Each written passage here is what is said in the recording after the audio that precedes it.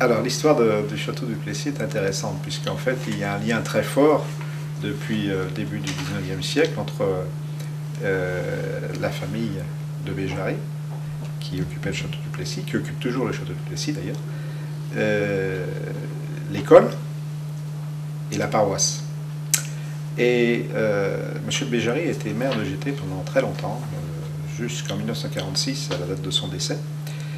Et à ce moment-là, sa veuve, Madame de Béjary, a proposé qu'une fête des écoles se fasse dans le parc du château, chaque année, le 3e dimanche de juin. Si mes souvenirs sont bons,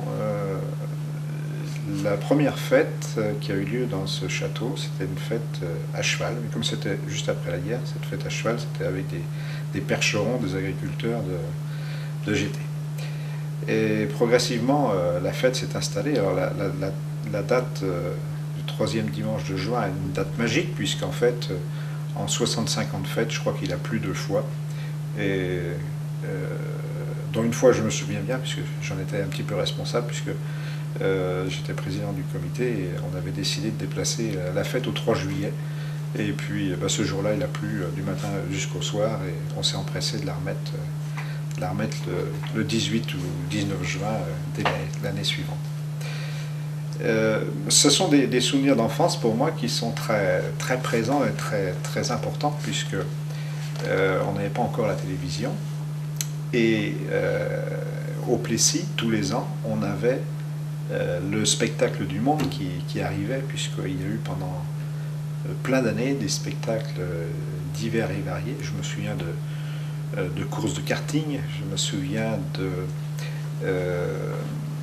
de spectacles qui étaient présentés à la piste aux étoiles. La piste aux étoiles à la télévision à ce moment-là, c'était comme le Grand Cabaret aujourd'hui, c'était vraiment le spectacle magique, hein, quand on voyait des motards qui sur un câble montaient du pied du château jusqu'à la tour. C'était absolument génial. On a eu aussi des combats de catch sur l'étang, des matchs de motoball, c'était quelque chose aussi d'assez extra. On a eu de la voltige aérienne, des parachutistes qui descendaient du ciel jusque dans la cour, enfin beaucoup de spectacles. Et en fait, les parents étaient très associés à toute cette fête qui nécessitait plusieurs centaines de bénévoles chaque année. Les hommes s'occupaient des nombreuses buvettes, s'occupaient des entrées, les femmes s'occupaient de la cuisine. Et Madame de Béjary ouvrait son château pour permettre de faire la cuisine sur place. Et c'était même assez marrant, puisque la semaine précédente, elle partait avec sa 2 chevaux et son petit panier sous son bras pour faire le tour des familles, pour faire le tour des fermes, entre autres, et récupérer qui des œufs, qui de la farine, de l'huile, du lait, pour faire des gâteaux qui étaient faits dans le four à pain du château.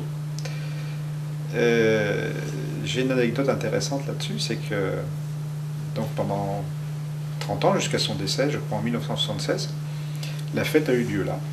Et le soir de la fête, en 1976, mon ami Bernard Sicot, qui était le président à ce moment-là, a reçu un coup de téléphone à 22 h. Madame de Béjary était dans une maison de retraite depuis quelque temps.